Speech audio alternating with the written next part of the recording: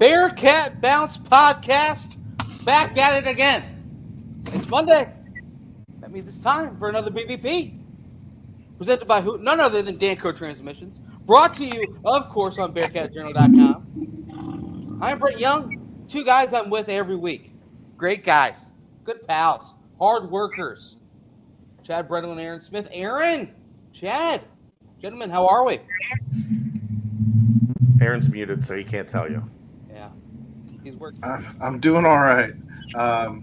Lots of yard work today, so. Yard work. Get it together, Smith. I'm working on it. You can open up your urban artifact early. Chad, how are we? I'm good. Had a pretty chill weekend, hanging out with the fam, so refreshed and ready to go. There we go. And, of course, I've already mentioned it, Danco Transmission. You hear a little car in the background. We're going to feature that for the first half of the episode today because it's just, we want to rev the engines, get you all ready for, $8,500 a month. Danco Transmission, head there, get $10 off an oil change. Are we still doing that was a 1 week only 2% off thing, so we're going to cancel that. But no, wait.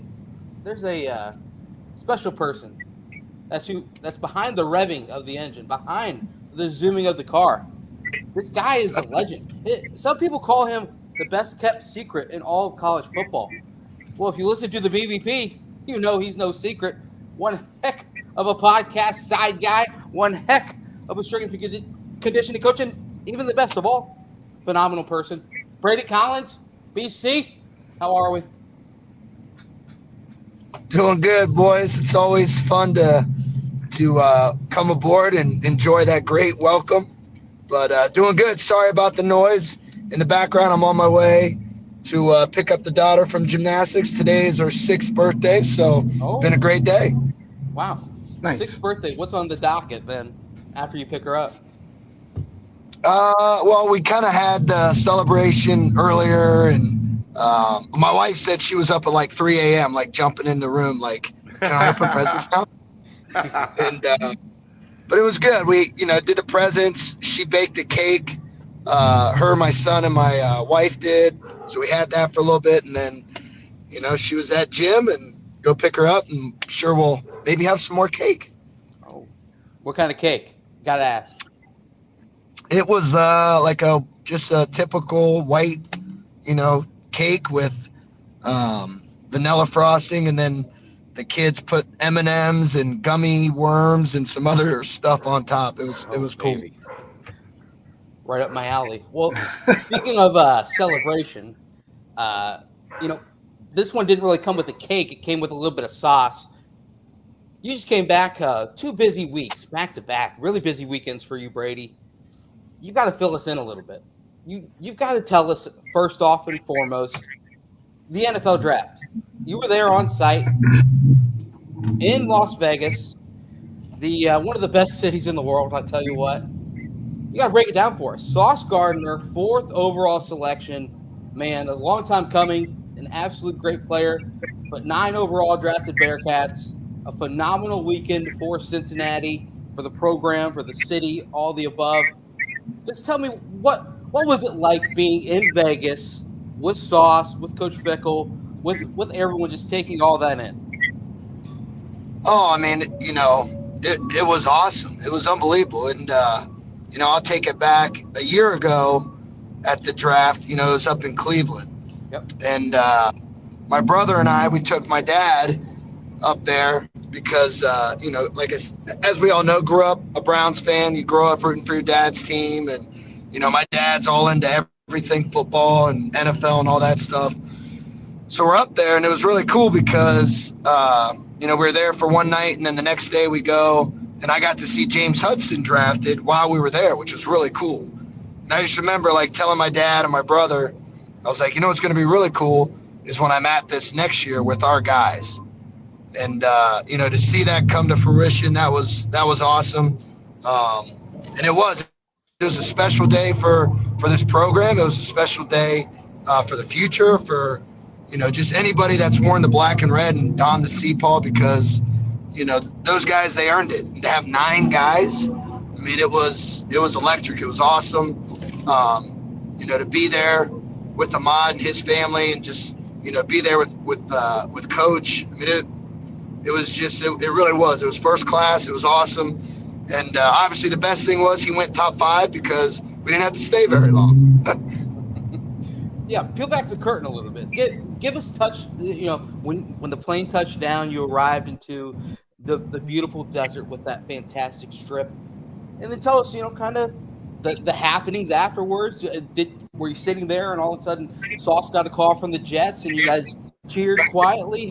How does it kind of all break down right there in person? Because it's obviously something that I would probably imagine every single listener probably hasn't heard or seen before unless they have a close connection like you and Coach Fickleton.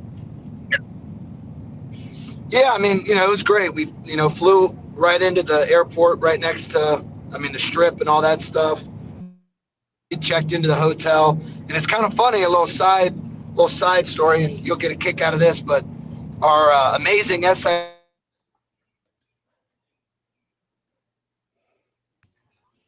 I want to know what we're going to get a kick out of. I know. I can't wait. Kind of funny, but it was, it was fun because all right, tell that story again. Brady, you got to tell it again. You cut out a little bit. You cut out right at Zach Stipe. Yeah. Oh no. Oh.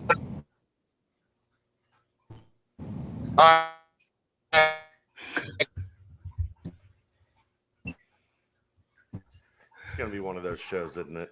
No, it'll work itself out. It'll work itself out. He's driving through some construction. Are you in a tunnel? Oh, okay. Can you hear me now? Yes. A little bit better, yeah. Maybe. You're back. Kinda. No, you're gone again.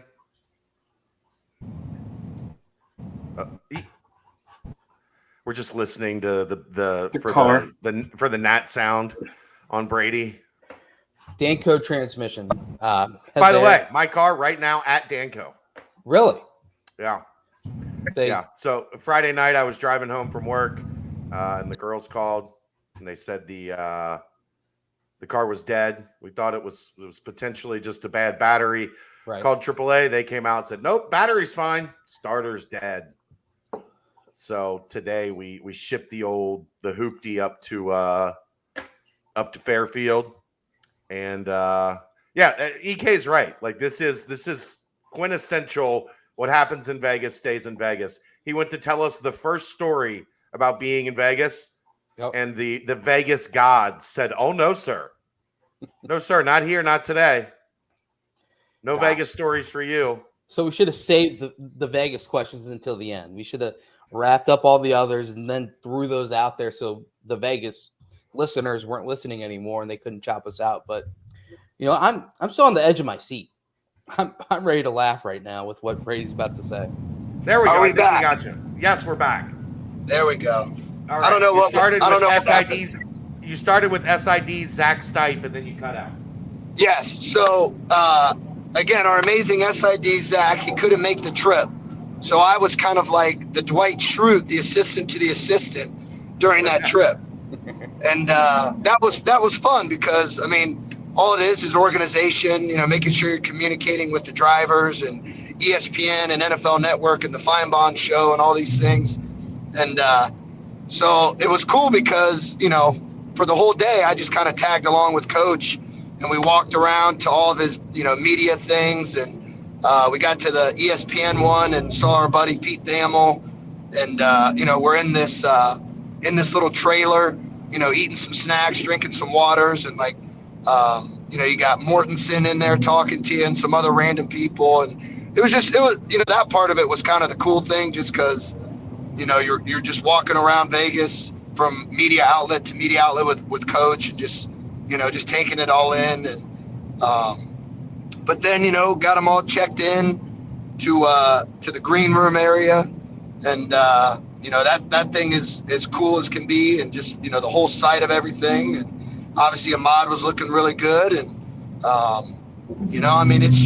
it's crazy because it goes slow but it goes fast, and like I said, the best thing, top 5, so you didn't have to stay too long, and I think the thing that people don't realize is, as soon as those kids get drafted, they don't just like go out and like celebrate right away. Like they got like 2 hours of like media and, you know, just so much stuff that they're doing. But it was great. Coach got pictures, and then we got to go to a nice dinner. I believe it was Prime Steakhouse at the Bellagio. And so that was really cool. Had an unbelievable surf and turf meal there and enjoyed some lovely, delicious vino and some fancy tequila. One of the people at the table had some fancy tequila. Okay. But that was great. And then, you know, when we were done with that dinner, we got to catch back up with Ahmad and his family. So we're hanging out with them back at the hotel. And then, again, what people don't realize is Ahmad was on a flight to New York by 10:30. So things happen fast, but it was great. We got to see Coach Mick, you know, from Ohio State. So we, you know, got to chop it up with him, and his wife was out there with them, so we hung out with them. But it was great. It was just phenomenal experience. Just a great time. Obviously, like I said, great day for the program. But you know, just so proud and humbled and, you know, honored to be there and to be able to celebrate that day with Ahmad and his family. So I tried to ask you when we had you for like the brief 90 seconds that we had you as you were walking through the Bellagio with Coach Fick. Which, by the way, was one of the top moments in BCJ history, I think is what Chad called it. So, Brady, good job there. Absolutely, without question.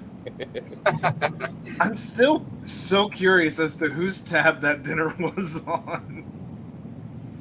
You charge it to winning. There you go. I love it. That's about the best answer I could have asked for. Charge That's it all to it is. winning in 9 draft picks. There you go. Did Sauce give you a breakdown of his new sauce bottle, Jane, at all? Oh, absolutely. He was actually he was back in the weight room today. Okay. You know, I mean, so he practiced 2 days ago with the Jets. Yep. And you know how the NFL is. They're on for a couple of days, they're off for 2 weeks, and they're back on, all this stuff. But you know, again, that's what's so cool about all these kids. I mean, they're not kids anymore. They're young men. They're, you know, making multi-million-dollar deals, all that stuff. But you know, Ahmad still comes back, and when he had his time off, he wanted to come back and he wanted to train. And but that was great. He was wearing both chains today. He didn't have any special sauce in the bottle today, but you know, he's always got something. I can't wait to see what he puts in there. We got to come up with a Bearcat sauce, right? That he can put in when he's Oh, back he got in Cincinnati. He's got a Bearcat sauce to put in there. I'll work on that. Yes, I believe we can make that happen with many of the great sponsors of the BCJ here. We can. Completely. I'll get Shane working on Bearcat sauce. So Brady, Here we after that came to a close on Thursday, where did you head back to Cincy, or what was the next step after that, where you were able to take in the rest of the draft on Friday and then on Saturday as well? Yeah, we flew back the next day. Obviously, the time change, you know, that really kind of messed with you a little bit because, you know, I think we left, you know, whatever, 10 a.m. Vegas time. And, you know, you get back, went straight home, was around the kids, all that stuff, because they were excited too. They were watching the night before, all that. And then, you know, watched the rest of it, watched the second round, and, you know, was going crazy for Alec Pierce and Brian Cook and, you know, Dez and all those guys that got drafted that night. I mean, it was awesome. But, you know, just sitting there like on your couch, just waiting to see your guys. And then, you know, it's funny. It was right before Alec Pierce got picked. And I'm like, oh, man, that's awesome. Because he was there with Alec at his house, you know, having a party. And, you know, again, everything's probably on a delay, or there's always some random guy on Twitter that's got the inside scoop. Like, I just tried to enjoy it and take it all in. Talk a little bit more about Alec Pierce and the Colts, and obviously Curtis Brooks also going to the Colts. They actually brought, you know, Dez, Alec, also Michael Young in for a private workout with them. And the main thing that I hear living here in Indy is just the fact that the coaching staff was just blown away by how they worked, you know, how they looked with confidence and out there on the field just during this workout in front of them. I mean, that speaks volumes to the program, also to the players that were there in attendance. Just kind of, talk about Alec and Curtis Brooks, of course, also getting a shot with the Colts. It just seems as if the staff and kind of the entire NFL is starting to really take notice of what this program is pumping out. Yeah, and just, before I kind of talk onto that, even, there was multiple, NFL head coaches and GMs that really praised, our pro day, not the results or the setup or anything, but it was about the guys and how much they generally cared and was cheering on one another and having fun. And, that's the culture. That's our brotherhood that's been built here. And, that's why teams fall in love with these guys, because they work their asses off. But they also have so much fun. They have a genuine love, not only for the game, but for each other. So to see, AP, Curtis Brooks, and Michael Young, sign with the Colts, I mean, that's just a testament to those guys doing what they've always done, but, really making a great impression on the guys that worked them out that day. And I think AP is going to be a dominant, 10-year NFL vet. I mean, the guy's, he played both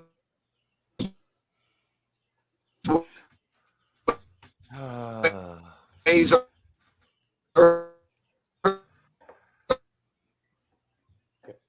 Yep, I agree completely. I couldn't have said it any better myself. You're breaking up again, brother. We're having connection issues tonight. Unfortunately. We're also, by the way, as we wait for this to sort itself out again, as it did a few minutes ago, live tonight for the first time on Twitch. So YouTube and Twitch. Now your options for live streaming the BCJ live content. So make sure you check that out. If you're new on Twitch or if you have a Twitch account, go ahead and give us a follow. Let's build up that Twitch following as well. Are we gonna get some video game action going on the Twitch, or? Maybe. I'd have to get better at PC gaming. I'm not a big PC gamer. Right. So I'd have to. I was never much of a typer. It's your producer. Yeah, probably. It's the worst. Brady, are you there? Nope. Apparently, though, on Twitch, you can't put them in timeout. I was going to put Ed in timeout. Oh. Wow. Of course, Ed would be our first Twitch commenter.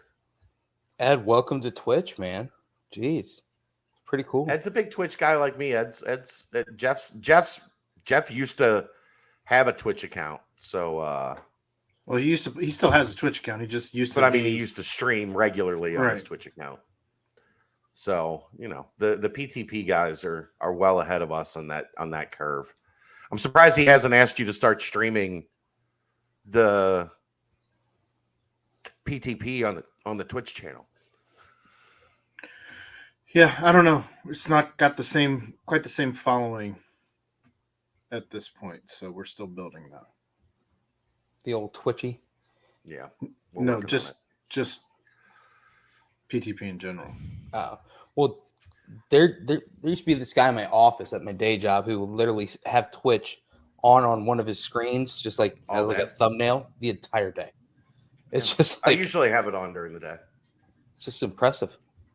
I have no idea what he's just watching Fortnite just all day, or Call of Duty all day. I still just don't understand the fascination about watching other people play video games, but who knows? All right. We got Brady back. We got him back. Oh, man. I don't know what it was. It never does that. I know.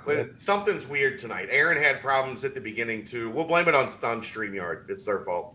There we go. Where did I cut off at? You were getting ready to dive into Alec and Curtis in Indy.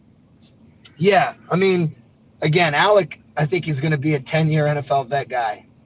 Started playing wideout, played a little bit of linebacker back in the day, special teams.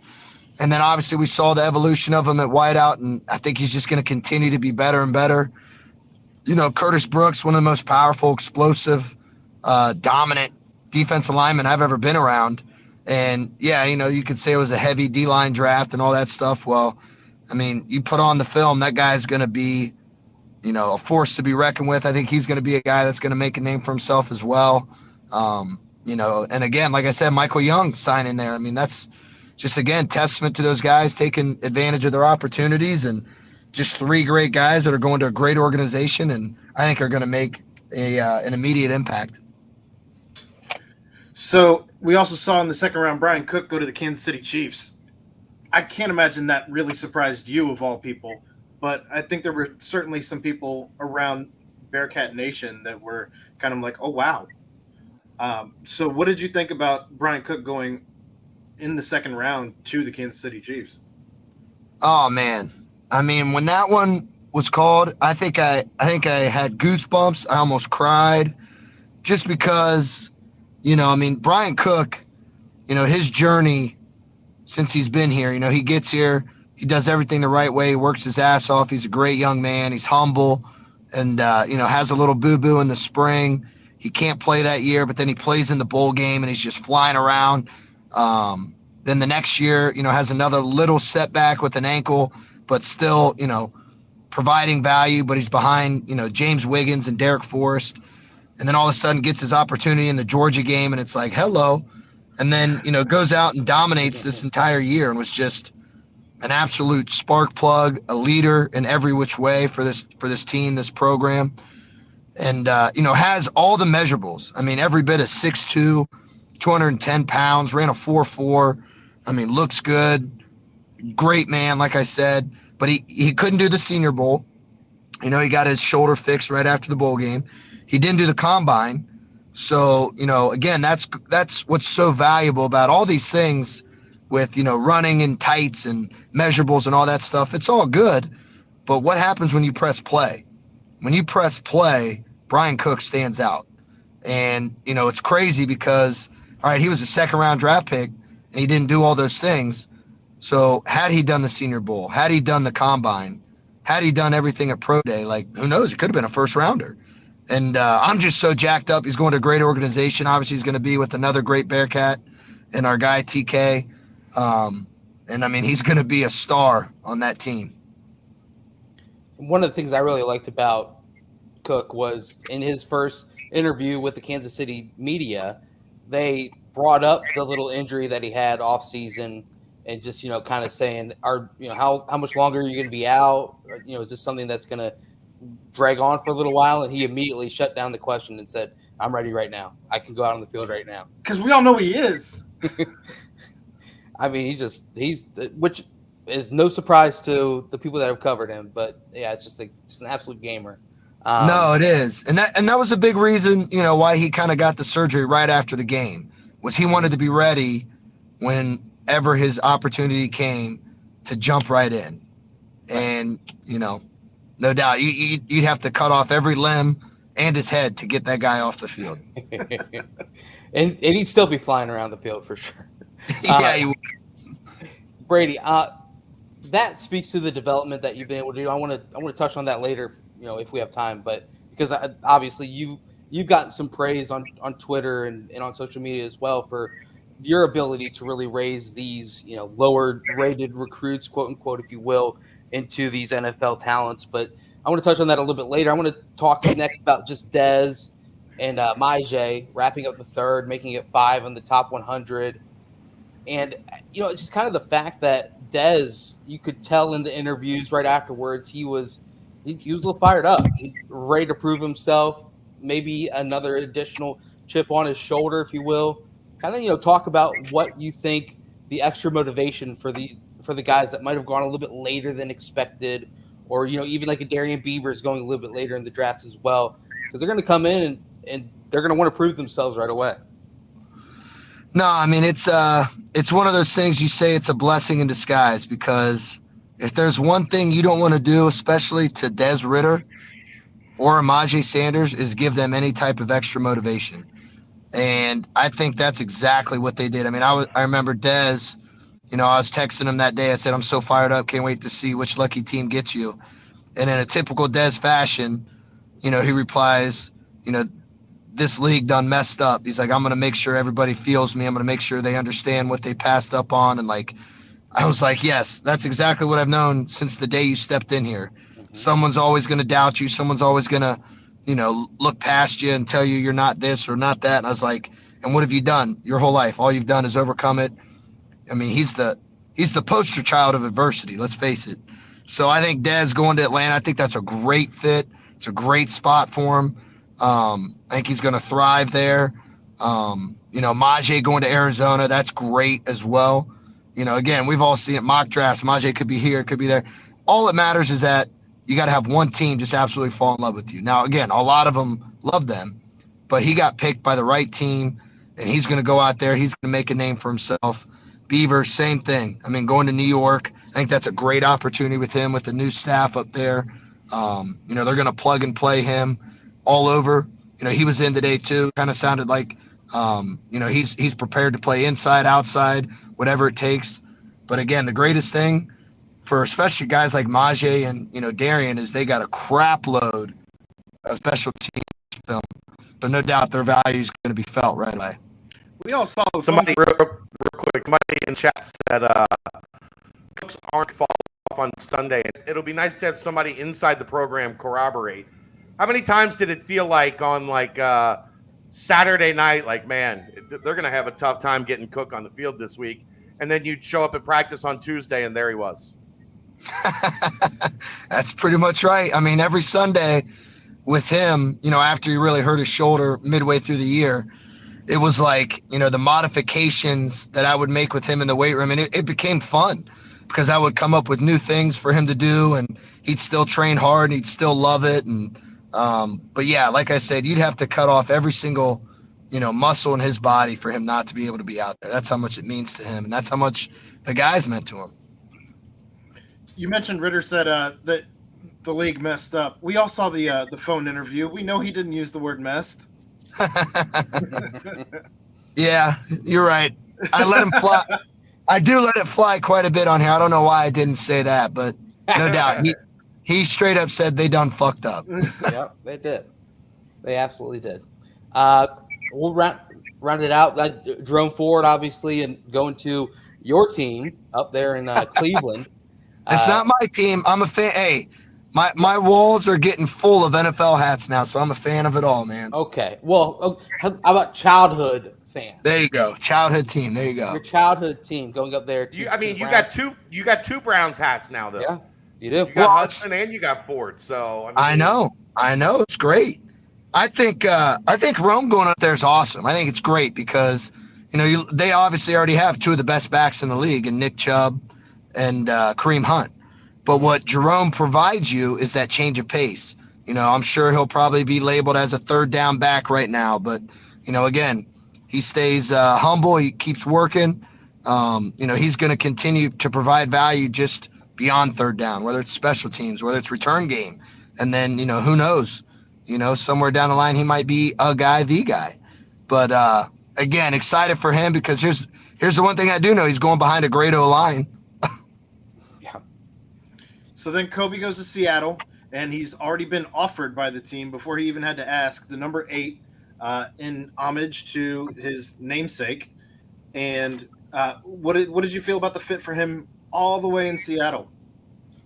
Again, I think it's awesome. I think what they're trying to do there is kind of replicate what they did, back in 2012 when they started the Legion of Boom, and they got just, absolute grinders, guys that maybe weren't high-end draft picks and maybe not the biggest of names. And even though Kobe is, Thorpe Award, and obviously we know what he's meant to this program, but, just a great fit, an absolute great fit. It's going to go out there. He's going to be a guy. He's going to fucking do everything that he has to do. He's going to do it the right way. But it's everything about Kobe off the field that makes him a better fit up there, because he's just exactly what that organization, that defense is known for. Guys that they go hard as shit. They do things the right way. They're humble. They're hungry, and they're never satisfied. Well, Brady, let's talk about you a little bit, because all these guys are just validation of the amazing things going on within the program at UC. I think, obviously Austin Gale, who has a connection here with BCJ, mentioned you in a tweet about one of the best kept secrets in college football. Transformed the strength conditioning program, 11 3-star or lower recruits getting drafted in the last 2 years. Just talk about your development as a person and the way you've been able to build the program and build these kids as well into the NFL players and the prospects and everything that they've become up to this point. I mean, yeah, it's a tremendous amount of pride. Like I said, I got choked up with a lot of those guys. I was going crazy. My kids were going crazy. My wife was crying, like when Dez was drafted, like when everybody was, just because, you've seen these guys come in as young, immature, 17, 18-year-olds, whatever they are.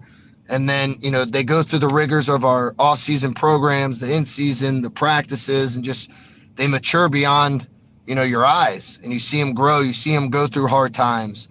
You see them at their lowest. You see them at their highest. And, it's just it meant so much to me because that was like your first real group of guys. Last year was as well with Derek Forrest and a lot of other guys. But, again, I'm very humbled. And like I said, honored and, to be in this position, to do it where I get to do it at. I mean, the University of Cincinnati, unbelievable. The staff that I have, I can't do this alone. I'm not a one-man crew.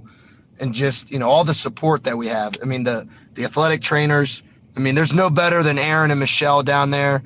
Good old Bob, helping us out as well. And again, our coaches, man, like I just, and I know I'm biased. I don't give a shit. Like, how could you not want to come play at this university? How could you not want to play in this program? Like, you do well, guess what? Yeah, you'll have an opportunity to go to the league just like you do at any other place. But you're going to get your degree. You're going to train better than anybody in the country. And you're going to play for a head coach that is ultimately the only one that I know of that generally cares about you as a human being and a football player. And you're actually going to get developed. And that's a testament to him. That's a testament to all of our assistant coaches that have been here throughout all of our 5 years going into year 6. And at the end of the day, too, it's a big motivation. It's a big challenge. It's you have that taste in your mouth, and it's kind of like we were joking, like, all right, we'll be back again next year. And I was like, all right, let's make sure it's a top 5 pick though, because I like how we get to get in and get out. I've got a quote for you, Brady. We won't mention a name, but it's from a 4-star recruit who said, when I saw that Cincinnati had 9 players drafted, I thought to myself 5 years ago, you would have never seen this, but this is showing the program is continuing to grow. In a way, the amount of players did change my perception, because a few years ago, I only knew Cincinnati for being a basketball team.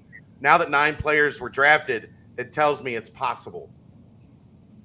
That's what's so big about it for the program, right? Like, all of a sudden, kids want to know, like, can I play in the NFL if I go there? And that weekend was the biggest commercial you could ever have for literally all of your dreams can come true here. You can win championships, and then when draft day comes around, you can go get your millions of dollars. Oh, 100%. And again, there's been great NFL players that have come out of the University of Cincinnati. Sure. And I think, again, I have no idea, but I'm sure, we know how recruiting is. I'm sure people use tactics here and there. And, I've seen graphics all the time where they got, a picture of a kid and, Goodell and saying you're on the clock and you're the next first round pick and all that. And, maybe that was something that was like, yeah, sure, you could go there and, maybe you'll have a chance at being a 3rd round or something like that, but you'll never be a top, 32 right. pick. Well, go ahead and suck it, because we just had a top 5 pick.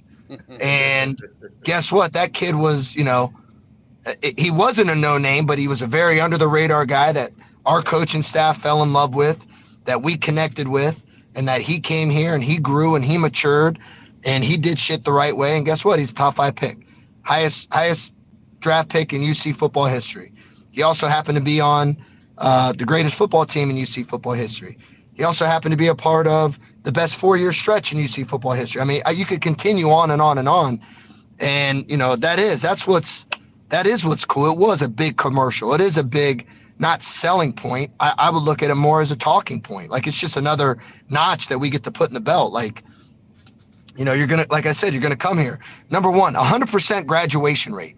Like, let's think about that for a second. Travis Kelce just finished his degree, right? That's huge. Yeah. But everybody that we have had in our program since 2017, they've graduated. Like, that's huge, because someday football is going to end. Okay, you're going to win a lot of games. You're going to win championships. Okay, but that comes from hard work. That comes from developing. That's the culture. That's the brotherhood. And then ultimately, at the end of the day, you want to play in the NFL, guess what? That'll happen. In order to do that, you got to do the right things. But even more so important that I think, you know, this past draft shows you, with 9 guys being drafted, and you can say the same thing for Georgia with 15, is how much attention is brought to your team when you win. You know, and again, that's something that coach always preaches. Your individual success, no doubt we all have our selfish, you know, desires and wants, but it's only going to enhance because of the team success. So 9 guys drafted, absolutely. Those guys worked their asses off. They earned it. They're going to continue to dominate, but it's because of the team and the attention that the entire team brought, because you win and you do things the right way. So who called you most excited after they were drafted, and who's already been in your ear, in your office, on your phone, saying, I'm ready to work now? Like guys that just got drafted, or our current players? Current players. Oh man, all of them. You know, because again, that was you know, that was my big thing too. As guys are getting drafted, and you know, some other players that are getting drafted that, you know, they might have measurables compared to some of our guys. I mean, that's all it was. It was another day for me, but it was just heightened because everybody's watching the draft, and I'm texting the guys saying, this is you next year. You know, we got to do this. You got to do this. Let's take our, you know, this approach, blah, blah, blah. But I mean, trust me, like I said, if anything, it was just a big motivation to continue to enhance everything that we do. Me as a coach, this program, how we recruit, how we, you know, everything. Brady, some quick hitters for you real quick. Just You got 3. like 2 minutes. Yep, 3 real quick. Just give me your quick observations on each storyline, if you will. First off, the Corey Kiner transfer became official. Just, you know, mention his addition to the team and to the running back room and your thoughts on that. Second off, I haven't seen any video of Gino Guidugli throwing out the first pitch at the Reds game. Were you able to get a heads up on that? Did he make it to the plate? Was it a strike? And then last off, Mr. Bearcat was awarded, and it was a guy who might have had a bit of an impact in the weight room and on the field as well. Like to pump it up, Ryan Royer. So just those 3 quick hitters, go. Corey Kiner, let's fucking go. That's awesome. Unbelievable. We already have an unbelievable running back room. Great guys, great talent. Adding someone like him, whew, let's go. I guarantee Gino threw a strike. He's an absolute dog, so no doubt he did. And then Ryan Royer is the ultimate human being. Mr. Bearcat, of course he is. We're going to put a whole wall in the weight room that's a shrine to him, and we will forever kneel down to him and say a prayer to him every day. I got to go, boys. I'm sorry. I got to pick up my daughter here. Happy birthday. All right. See you, boys. Love you. See you. Thanks, Brady. Hi, baby. Birthday girl. We probably should. Did you kick him out? Yeah. Oh man, what a legend! What a legend! That's the type of content you get here at Bearcat Journal. You Even get Brady Collins, even through hiccups, right? even through hiccups, you get Brady Collins live from the parking lot of his daughter's gymnastics class. On her From the hallway of the Bellagio to a parking lot somewhere up in northeastern Cincinnati. That's what you get. Yep. On her 6th That is birthday, one of the advantages we on have Twitch birthday. on mobile. If you're watching on Twitch, you can minimize the screen and still have it play. I know that's a problem with YouTube on some devices. So that is one of the benefits of listening on Twitch if you're joining us on Twitch.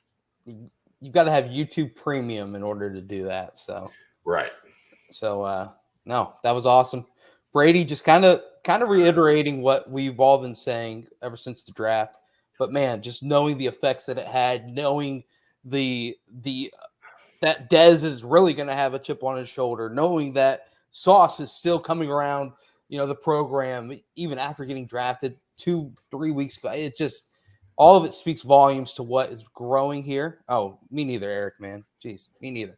But it just, the way that Brady has also had a bit of a rise as well is something I wanted to ask, because he is kind of the best kept secret. He's someone but that, he'll never take credit for that. Oh no, not at all. Not at all. Which is why his answer was right on par with him just pushing all the credit to everyone else in the program except for himself. But I mean, that is an unbelievable stat to have that many lowly rated players drafted that high and drafted at all. And I mean, it just really begs to see what's going to happen when the type of talent coming in takes that next step forward, and the development that they could do under that same culture and under that same work ethic that Brady's been able to instill in all the players and in the program as a whole.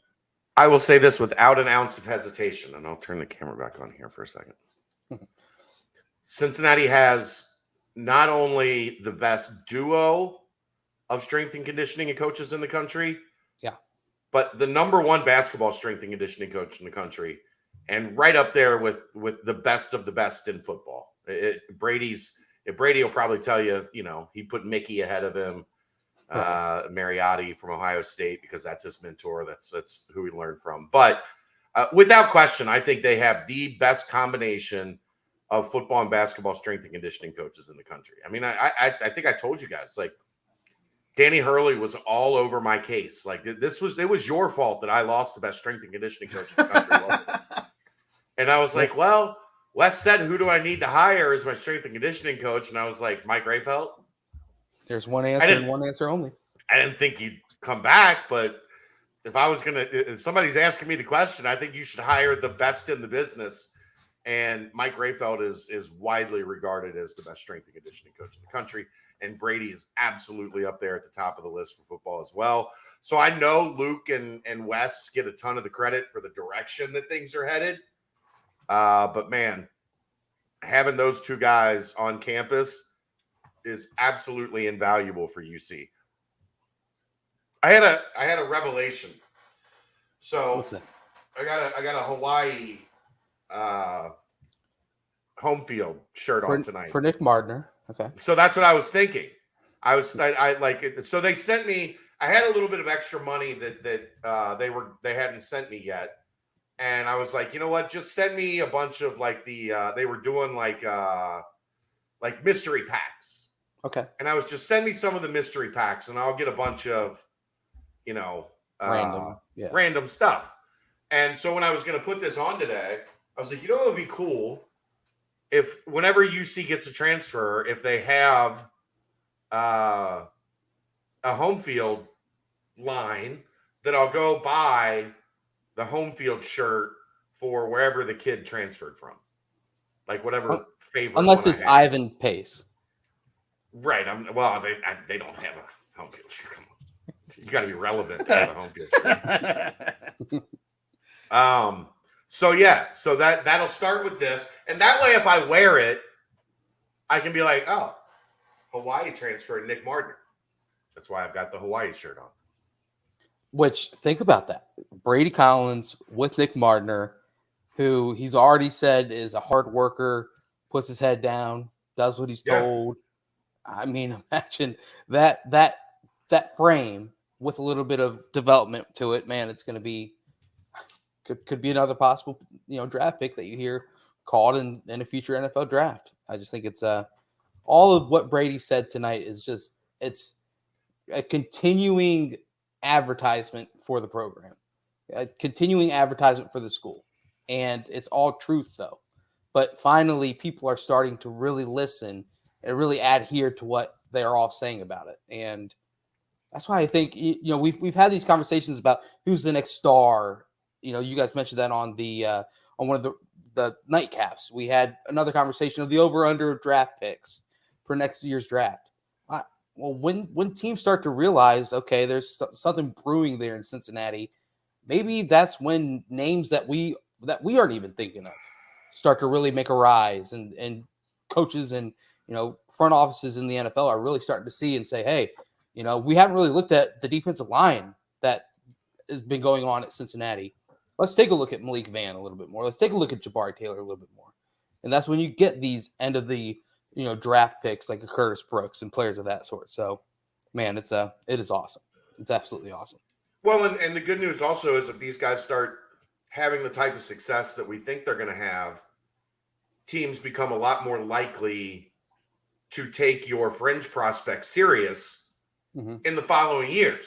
Like if you've got a guy that's on that cut line of draftable, not draftable, but they know he's from Cincinnati, he wins, he works, he does things the right way, then all of a sudden maybe that guy's getting drafted in the 6th and 7th round instead of sliding into free agency. So the benefits are tenfold, and we're just scratching the surface on learning about them. Right. And I just put a story up for Mick with quotes from not only recruits, but like commits, but also other targets reacting to their perception of UC and what having 9 guys drafted does to impact that, to enhance that. So go check that out on Bearcat Journal right now. Baking cookies anytime soon, Eric? No, I think as it stands, I think May is going to be pretty cookie free. We had our rush of sweets and treats at the end of April, right into the beginning of May. I think you're going to see there's 2 official visit weekends, the first 2 weekends of June, and those I talked to a source today.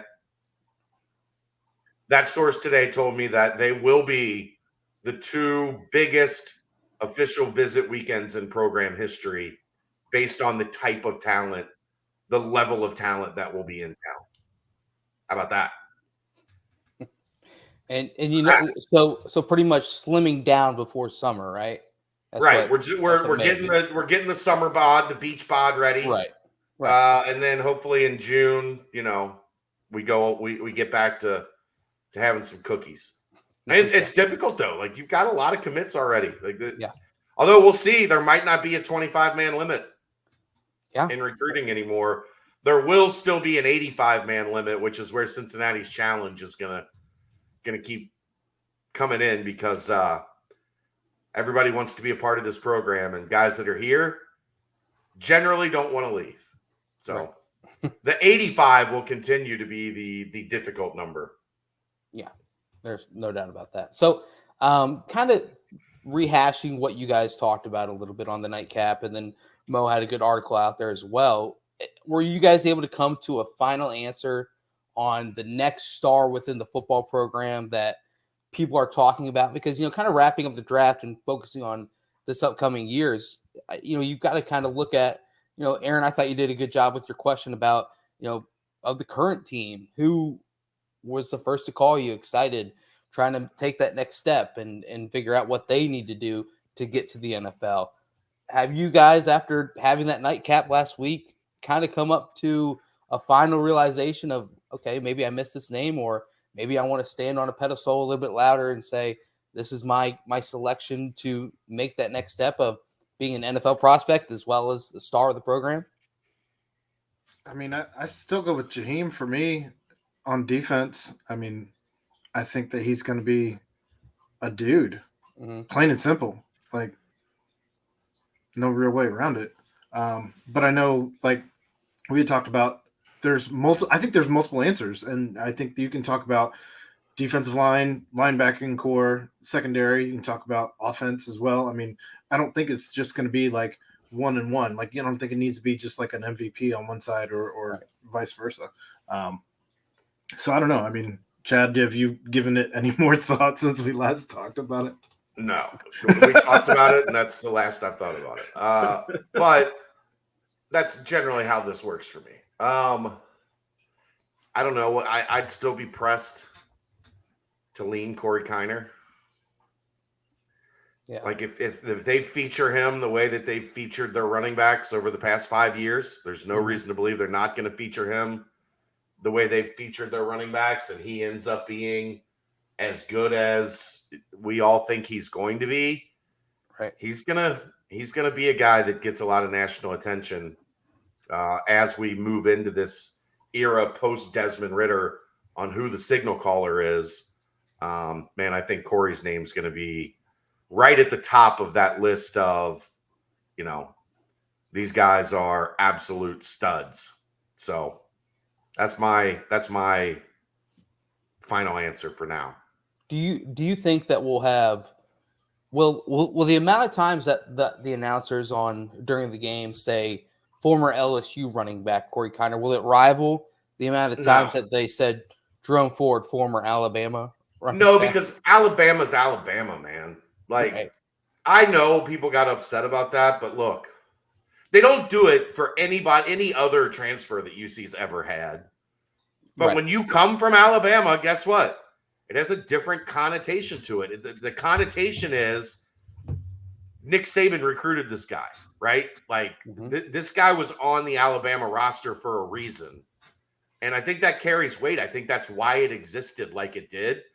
I know it drove some people absolutely crazy, but it's not without merit, right? It's Alabama. Now, did it get old? Sure. Having to listen to every crew do it? Sure. Right. But it's understandable why. Yeah, it is. I completely agree. Collinsworth getting any reps with the second team real quick, bring that up. I mean, not really. Right. I think it was kind of that swing tackle. Obviously with they Williams. Looked at him at guard as well. I mean, they bounced him around a little bit. I mean, you're still the telling thing for the offensive line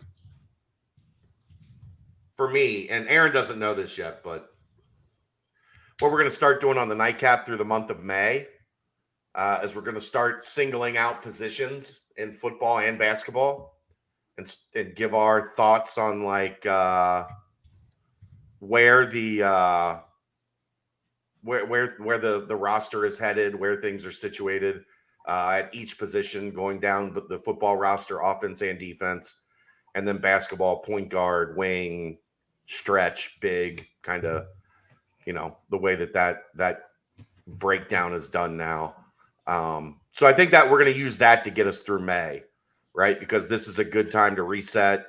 Unless other things come up and we take like a night to discuss that, sure. No, I mean, those will be our nights. Like, trust me, we're going to get some nights in this month where it's like, what the hell do we talk about? Oh, you mean like last night?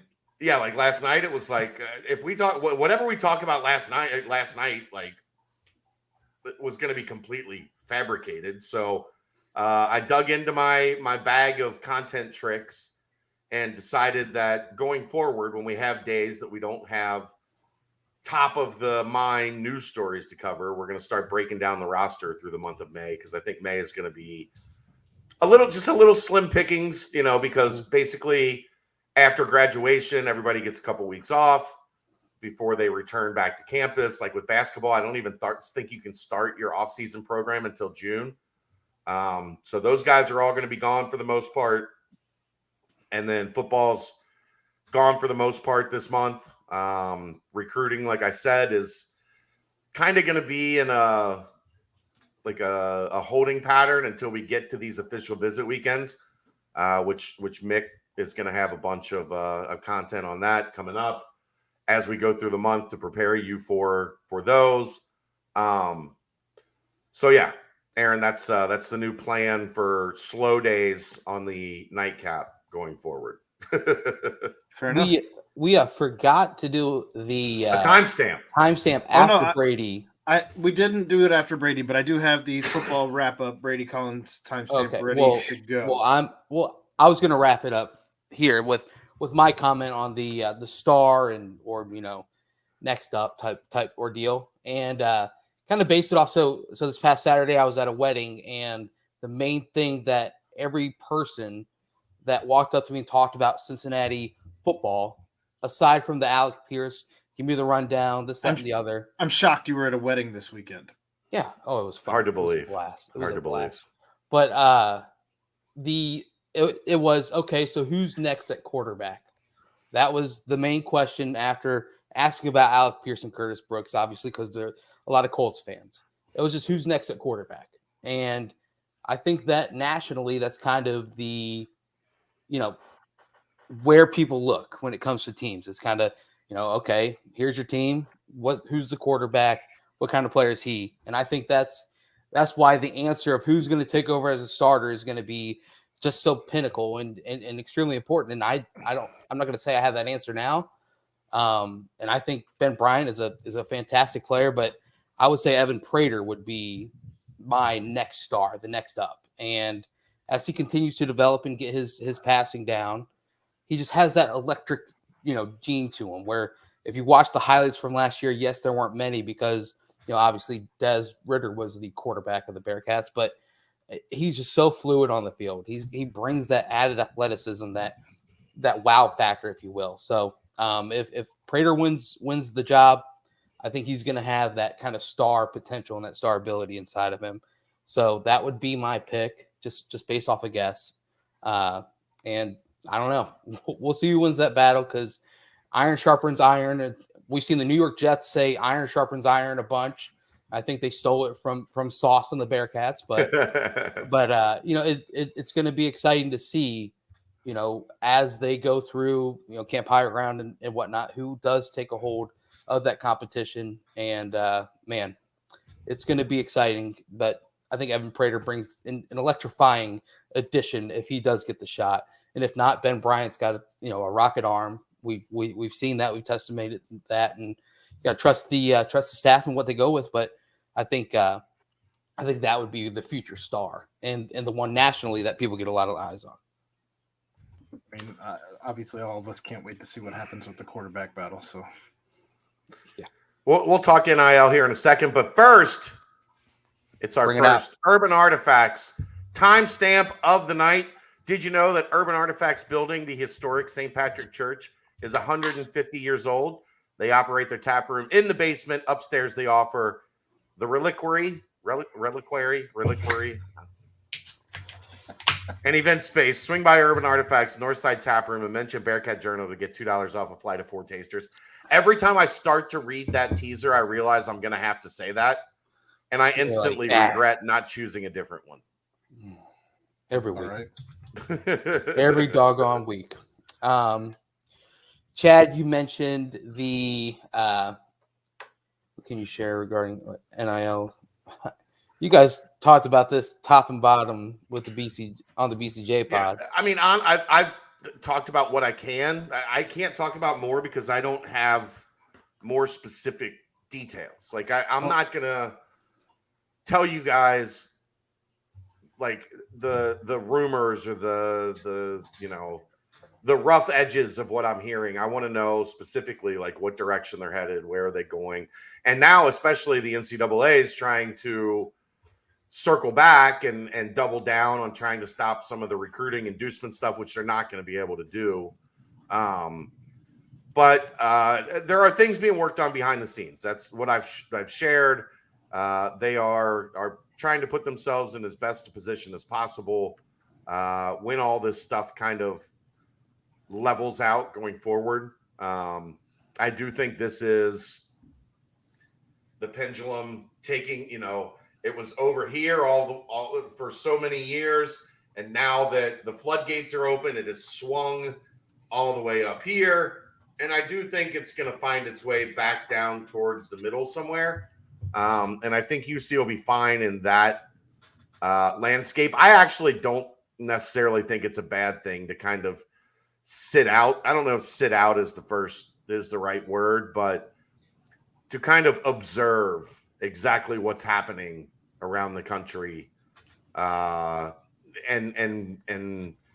plot your path a little more strategically as opposed to the way some of these schools are just diving into this thing headfirst with no regard for the consequences of, Dave and I talked about it Thursday night.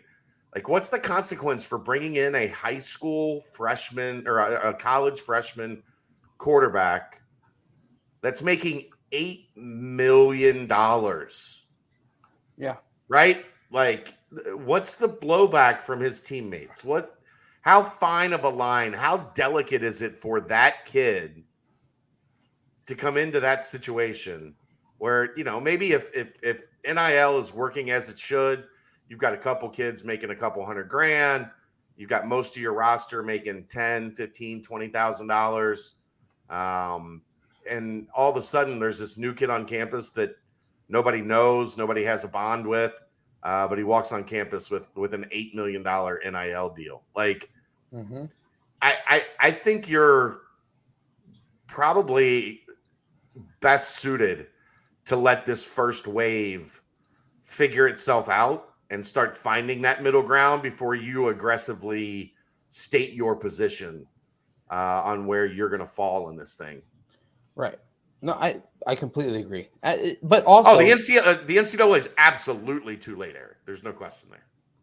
So my point of view is this: how often do those top level quarterbacks, which will seem to be the ones that bring in a bunch of money, coming out of high school, how often do those high level 5-stars truly hit home runs? How often are they the best as they are and they turn into NFL talents? I mean, it's kind of a crapshoot at certain times. You really go back in the rankings and it's just it's kind of hot and cold.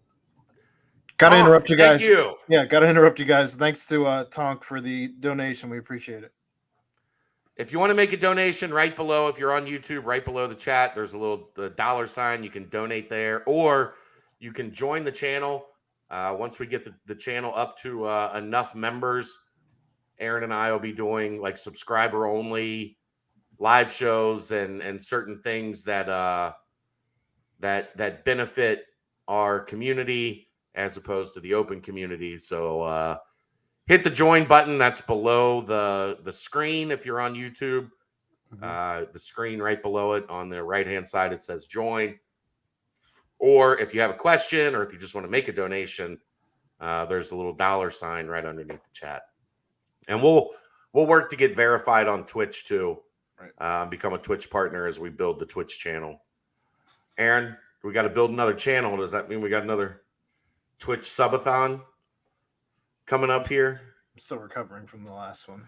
I don't know that we can tap all those guests again quite yet. No, but we know plenty more guests. We can get others. We'll see. Great. Good. You loved it. You had so much fun. You went to afterward the show. You were like, I can't sleep. I'm so geeked up. That was awesome. It was a lot of fun. So yeah, the NCAA is clearly, obviously, too late on getting a handle on this, but there's still going to be. And Kyle, thanks again with Tonk with the new membership as well. Said, I'm not missing out on anything. Right. He never does. That's no, he doesn't. Tonk is as loyal as it gets. I think there's going to be a middle ground that's found in this, and there will always. This is the way this works. There will always be people that go to the extreme. There will always be programs that go to the extreme. I'm just interested to see, does it work for them? Like, are those guys that are demanding that much NIL? Like, are those the guys that are really about the right kind of things? Like Brady talks about, having the guys that are all about the work and the weight room and the development and the everyday grind of being a high-level college football player? Or are those the guys that are there to get theirs, to get their own? Well, now you are. And we appreciate it. And if you want to be like Tonk, I just told you how to do it. So that's we're not gonna force anybody to do those things. But if you'd like to do it, we'd appreciate it. Aaron's got a baby coming. It's true. We could do a diaper drive where everything that everybody donates, like one Friday afternoon, I'll give to you for diaper money. That might be fun. I think we could do that one Friday. Wes has agreed to hop on with us here at some point in time over the next couple weeks. No, there's the baby. Diaper money. Just interesting to see people doing whatever it is that they're doing on Twitch. Always Well, interesting. they have emotes on Twitch where you I know have they like, do. I know they yeah, do. they have emotes on Twitch. So those now are becoming part of our conversation as we welcome Twitch into the BCJ world. I've had that Twitch channel set up for ages. I just never used it for anything. Well, here we are. I wasn't smart enough to figure out how to connect the capture card to the PS3 when I was playing NCAA football. I tried for like a week to get the capture card to work. I've still got it. It's in a box somewhere. But I couldn't figure it out. I wasn't smart enough. So I just have the channel that I've never used that I was going to use during the pandemic to stream video games while we were all stuck at home, bored as shit out of our minds. It was nice back then though, because like I had time to do something like that. I've always wanted to build a Twitch channel and like really take the time it takes to build up a Twitch channel. Yeah. I don't have the time in a day to do that. No, Eric, I doubt we'll be exclusively on Twitch. Unless we're doing a subathon. Yeah, I mean, unless we're doing something specifically like to build the Twitch stream. Hey, Tonk's all over it tonight. Tonk's dominating the chat right now. Appreciate it, Tom. Aaron, you get an extra $10 for the diaper fund. I'll throw in the penny. All right. Let's go. Does Aaron get the super sticker too? The $4.99 super sticker? That was that goes to the channel. So we take those are channel funds. But I just, man, like those people stream like 8-10 hours a day to build up their Twitch channels. Mm-hmm. Could you imagine like that's your job? You just play video games for 8-10 hours a day. And some of them are making, you know, $1 million a month. We eating good tonight, baby, Tonk says. Oh yeah. I agree, Tonk. And Eric wants what Tonk's drinking. Me too. Me too. What else we got? Well, speaking of NIL, you know, let's just roll that into basketball talk. Do we want to timestamp that? It was a little short, but NIL and Twitch. I mean, NIL, like, it's coming. There's nothing you can do. I just think it is a. I think there are a lot of people that are jumping into this blind right now that are going to regret their position. Like once the dust starts to settle, right? Because the dust is going to settle. It's not always going to be wild. It's not always going to be all over the place. Yep. So I you know, and some of that is out of necessity. Don't get me wrong. Cincinnati isn't slow playing this like because that's their plan. You know what I'm saying? Right. They're slow playing this because it takes a while to organize these things. And I don't think necessarily, and I think they'd probably tell you this, they weren't overly ready, like as it went live, basically. Right. So they're still in the process of like, what is our position in this market going to be? How are we going to handle it? So I think it's going to work out in their favor. I think it's going to be something that long term they'll be happy that they were kind of treading lightly into this area instead of diving in head first and then hitting your head on the bottom of the pool because it's not as deep as you thought it was. Yeah. I just came up with that right now off the top of my head. I know we do have another NIL question in the mailbag, and we'll get to it when we get there. I'm curious. I mean, I don't have a ton more. Like, okay. Do you have basketball stuff you want to get to? Yeah, I mean, just a little touch on. All right, let's do a timestamp. Are you curious to explore what lies beyond standard craft beer? Take a trip to Urban Artifact. They don't make beer; they make fruit tarts. Come see what the world of fruit beer, real fruit, has to offer. Swing by Urban Artifacts, Northside Tap Room, and mention Bearcat Journal to get $2 off a flight of 4 tasters. You know what I think about when I read that line? They don't make beer, they make fruit tarts. What do you think of? It takes me to Half Baked. Okay. And when they're in prison and they're in the dining hall, and the big wrestler dude, Nasty Nate, is like, "I want your cocktail, fruit." Okay, fair. Sorry, Fair. that's where my brain goes every time I read that. No, I think like of Nasty Nate telling Kenny he wants his cocktail fruit. I like it. I like it. So kind of obviously wrapping up the NIL. I think it's just obviously also similar to the transfer portal first off, and then the 1 year free transfer as well. It's just like new things that are now available and accessible for you to use. And I think as time develops, everyone will get caught up, and everyone will be able to figure out how to use it to their advantage. So I mean, off the bat, people are going to find their place in the market. Like that's how a new market works. Right.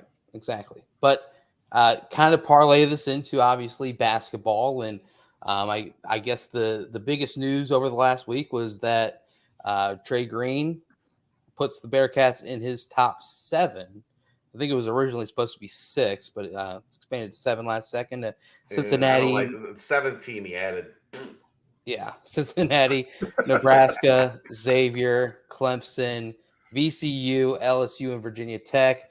Based off of Chad, I think you can guess the 17 that was added. Man, I mean, Trey Green, he's a fascinating player to watch. Kind of just a great scorer, great shooter.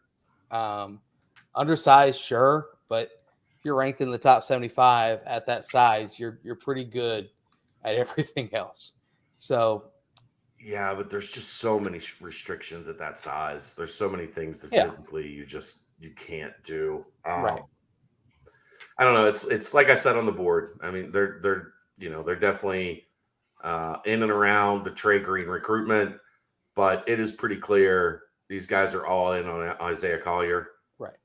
And we'll see. Like I don't think there's going to be any movement on the point guard position in the recruiting world until there's a decision one way or the other. Either Isaiah Collier commits to Cincinnati or Isaiah Collier lets Cincinnati know that they are not going to be the choice. You can say what you want, but if you're going to land, if you're Cincinnati, if you're Duke or Kentucky, you can mess around with, okay, we won't get the number 2 point guard in the class. We'll get the number 3 point guard in the class. Like, you have that flexibility. If you are going to land a top 3 guy at the position, you have to go all in. Like, you have to make it abundantly clear. All our chips are in on you. We are recruiting you differently than we are recruiting everyone else. We understand your talent level, your importance, what you can do for the program. And if you don't do that, guess what? The kids pick up on that. They can read that because other schools are doing that if you're not, right? Right. We always talk about how important it is for the head coach to run the recruitment, or when you see a head coach running a recruitment, what it signals to a kid. Because kids aren't stupid. You're dealing with – I got an 11-year-old that's entirely too fucking smart for anything that she should not be as smart as she is at 11 years old. 17 and 18-year-olds are going to know. Oh, well, they've got this going on. They're still at all that kids' games. They're still doing this, that, and the other. They know how to read the situation. They know how to read this school has the head coach calling me while this other school has an assistant calling me. They're not dumb. So I still think very much Trey Green is an option, but I don't think anything happens at point guard until the Isaiah Collier situation plays out and comes to a conclusion.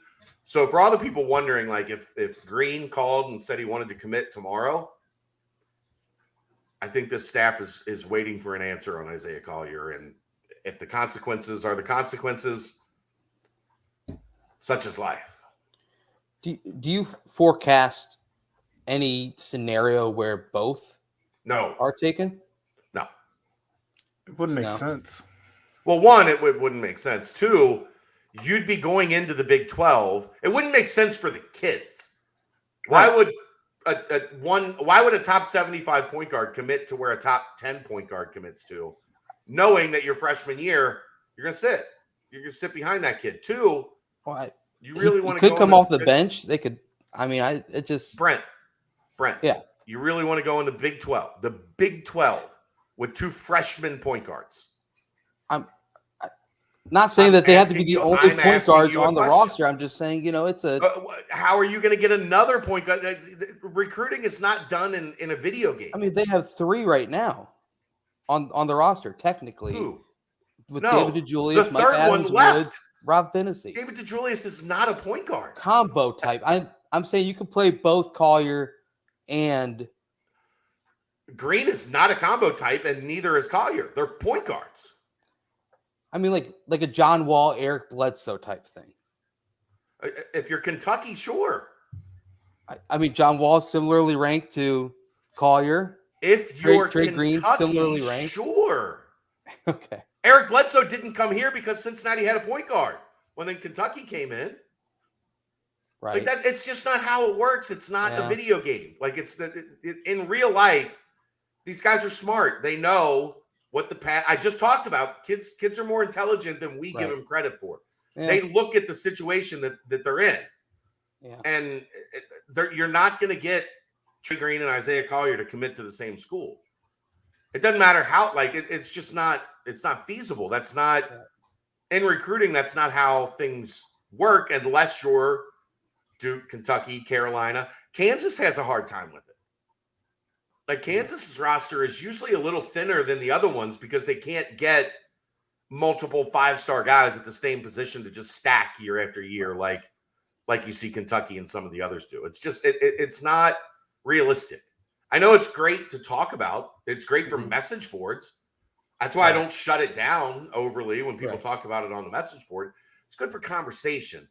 But in the real world, like in the real landscape of how things work, getting a 4-star and a 5-star EYBL point guard, it just isn't going to happen. It's just not. Right. It does seem like Trey Green loves Cincinnati, and He does.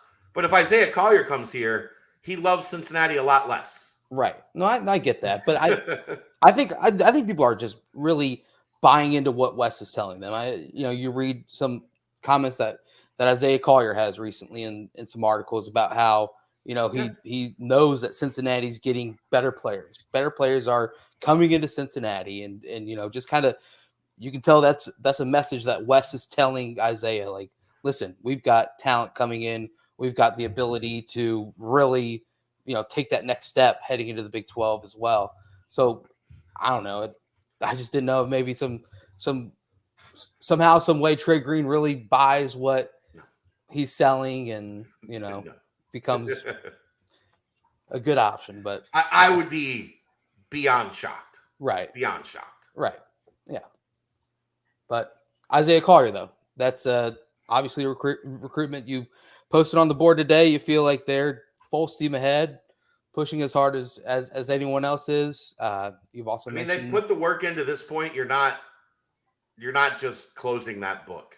No. Right. You're in it for the long haul, and you're in good position. That you got to see that one to the finish line. I agree. Might break your heart, but you got to see it to the finish line. And then you turn around and you see Daniel Skilling's on the roster and Rayvon Griffith coming in afterwards. So then your heart is somewhat mended a little bit better. Maybe Landers Nolly here for 2 years. Yep. The Josh Reed hanging around as well, who I think is one that's going to surprise people over the course of his career. Mm-hmm. It's starting to stack. Yeah. That's how you win in that league. The movement. It's a movement. That's Wes's new tagline. It's a movement. I'm here for that. You like movements? I just think it's. You like a good tagline? I think it's. IU did the movement, Chad. Do you remember that? Yeah, it did. That wasn't a movement. It didn't go well. That was someone throwing a chair. It was a bowel movement. The movement didn't quite go the direction as planned. Hannah Mascara Perea ended up not being a fantastic basketball player, but I watched him explode his finger off of a backboard at an AAU tournament one time. He went up to block a shot and missed and hit the backboard so hard his middle finger went like it was like off to straight to the emergency room. Ron Patterson. I mean, shoot, the movement better in Cincinnati, not as great in Bloomington, Indiana, but so like most things. There you go. I don't know That's generally how life works. Bloomington has a lot of good things down there, but as far as the movement, agreed to disagree. Do you disagree? I do. You didn't go to school there, man. Ooh. Accurate for good reason. It's a phenomenal school, but different story for a different time. Yeah. Anyway, anything more on basketball? Obviously, the team's set for next year. We'll have more talks on that, but it's kind of far away. just like it. Right. I mean, I don't. The problem is you can only talk about the same things so much. Right. Exactly. So let's get to summer. Get to some open gyms. Get to Smith League, right? I don't know if they'll play in that. We'll see. I think they're allowed to, right? I think Smith League I think they got something. NCAA certified. Yeah. But it's so like you're doing workouts, you're working out with Ray Felt, you're running open gyms. Right. Again, like I've talked about, like when the Devereaux League was at its height, from the day that graduation hit to the start of the following school year, right, you weren't allowed to have any contact with your team. Mm-hmm. So the guys that were doing summer classes and whatever, they didn't have anything to do. They were just in town going to class. Right. Now they're doing a lot every day. You get those days. Do you really think like you wake up at 6 a.m. on a whatever weeknight that those games play, like 6 a.m. on a Wednesday, you're up with Rayfeld in the sand, and then you have a workout, and then you run open gym, and then at 7 o'clock you're going to want to go play in the Smith League? Sounds like a long day. As a fan, I sure hope so, but it makes a lot of sense. I have no idea, Tonk. I would assume so. I have no idea. I don't really have a lot of comment on that. If it's true, it's fucking terrible, and he needs to pay the price for it. But I have no, until we know, until the court of law decides the way that this thing should go, I just don't really have a whole lot to say on it. I don't know how you could play him in TBT. I mean, maybe it's a court case, and until it's resolved, you can. I wouldn't, but that's not my call. Yep. But the open gyms, is that similar to last offseason, Chad, where you might be able to get some little birdies in your ear? Yeah, unfortunately, UC is like the only school in the country that enforces that media is not allowed to go to summer workouts. Which is a rule. Like I don't fault them for doing it. I'm just saying nobody else does it. Right. But media is not allowed at summer workouts.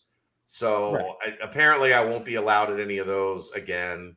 But open gyms, if I catch wind, I can, maybe some birdies will you'll send fly the birds. In. Yeah. I'll send the birds. Send those birds. I can't do the finger whistle thing. Cuckoo, cuckoo. Yeah, we'll send the birds. That was not what I was trying to do, but yeah. This little birdie's a long way from home, so I won't be able to join you. Plus, baby at the end of July. I mean, I can't just call and be like, Aaron, Yeah, it's noon. Open gym tonight at 5. Get your ass down here. Nope. Yard work and baby. Yeah. You can just put the 11-year-old in charge of the baby. I'm sure nothing would go wrong. Yeah.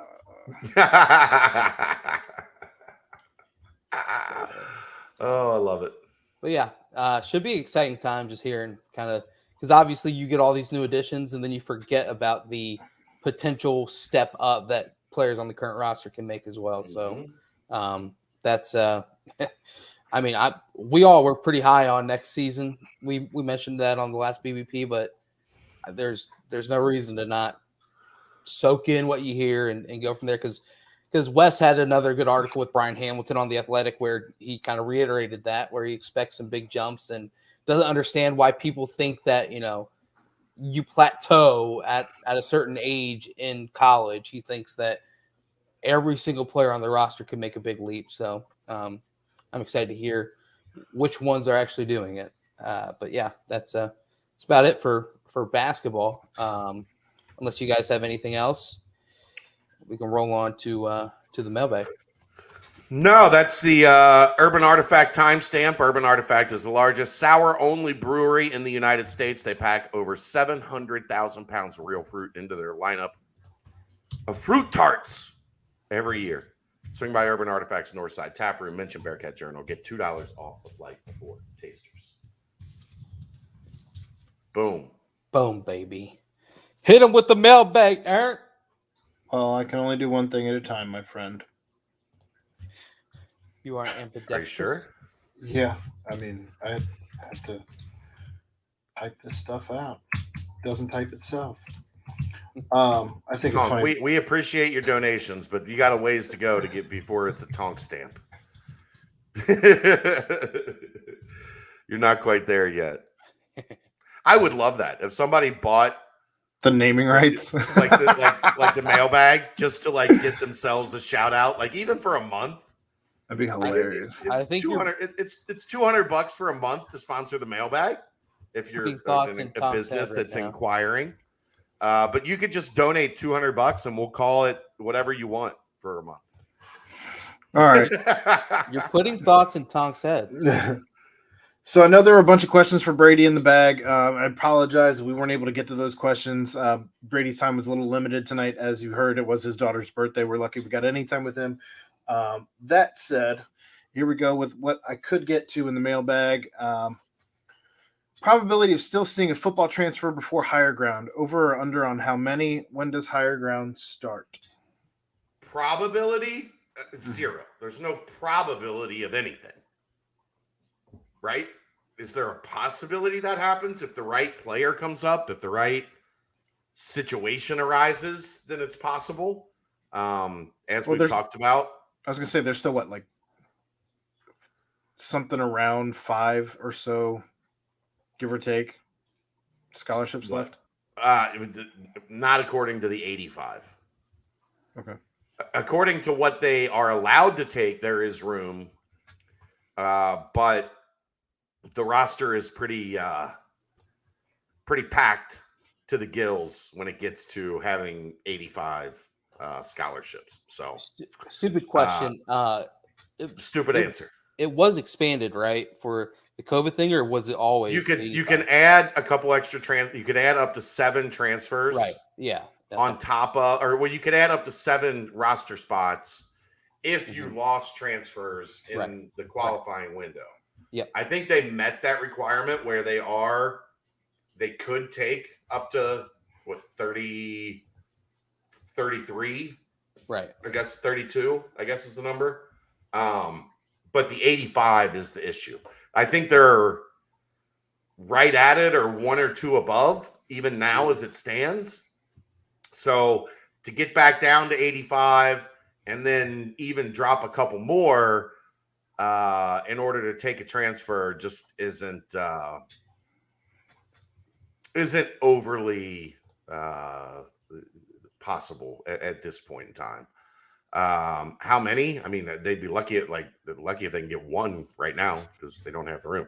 When does higher ground start? Late July, early August. I don't have a date yet. Okay.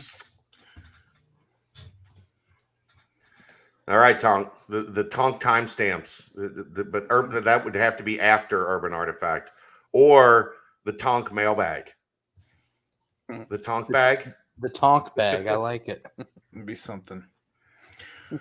All right. If UC proposed canceling the Victory Bell series with Miami and replacing it with a rotating cast of MAC schools to play each year, so like Akron, Ohio, Toledo, etc., would you be in favor of said proposal? Basically, does the history of the rivalry that UC has owned since the Bush years and closeness of Oxford to Clifton trump the variety of opponents UC could face instead? I think it's just keep it Miami. Well, I don't understand what the impact would be of having other schools travel here. I would guess you could get MAC level bye games once you're in the Big 12, where you just have a different MAC level school rotate in to play you each year. I think you are much more likely asking for an upset to be sprung in that scenario, because you're bringing in a team you're not familiar with. You know they're going to look at it as this is their big shot to go in and knock off a team that's, you know, pretty highly regarded in the college football world right now. And at this point, like, I know everybody thinks Miami, and I've called them out for it, where they just like decided not to play like 5 starters last year, including their quarterback, because, you know, Lame. they didn't really care about winning the game. Perfect. Take the win and move on. That's a team that under Chuck Martin looks like they're going to, in general, be above 500 in the MAC, be in line for a bowl game. They're not going to absolutely destroy your strength of schedule. Just keep beating the shit out of Miami. That's kind of where I'm at. Hopefully you can rotate some guys in to avoid injuries as well. Sure. What are your opinions on the possible change to unlimited recruiting class sizes and just having to stay at 85-man limit? Just an FYI on why I'm asking. Comes from Chris Vanini in a tweet that says the NCAA football. That's what we were just touching on. Kind of what we were just touching on. I mean, I don't mind it with the transfer portal. Again, like, the NCAA has to be fluid in this window because you're dealing with so many new things all at once. The portal, NIL, you know, COVID years, potential playoff expansion on the horizon, realignment, you know, happening again, and readjusting a lot of schools' position in the pecking order of college football. So I think you have to stay, if you're the NCAA, if you're the schools, the member schools, you have to stay on your toes and be aware that the landscape is shifting and you have to adjust and adapt with the landscape. The reason that the 25 was there is because there were schools that outside, like, even knowing the 85-man limit was there, they were signing 35 high school prospects and then just letting attrition, who didn't make grades, who turned out to be a shithead, like letting that handle getting the roster back down to 85. And there was a lot of carnage left on the side of the sport. And there were a lot of guys that could have gone to a place like Cincinnati over the past 5 years, right?